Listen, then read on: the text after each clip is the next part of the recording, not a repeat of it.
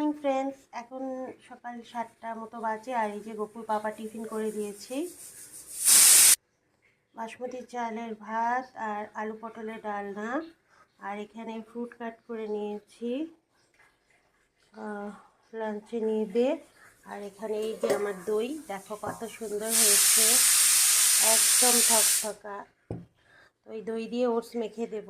আর এখানে ছোলার ডাল হচ্ছে, করব বাচকি মাছ ভাজা। এই যে বাকি আলু পটলটা এখানে আছে। এই যে আমার ছোলার ডালও হয়ে গেছে, আর লাঞ্চ বক্সে ছোলার ডালও অ্যাড করে দিতে পারলাম। এই যে ছোলার ডাল দিয়ে দিয়েছি। কাজ করতে করতে এই যে 7:30 হয়ে গেল, আমার সব কাজ ফিনিশড। এখন আমি গপুর কাছে যাবো।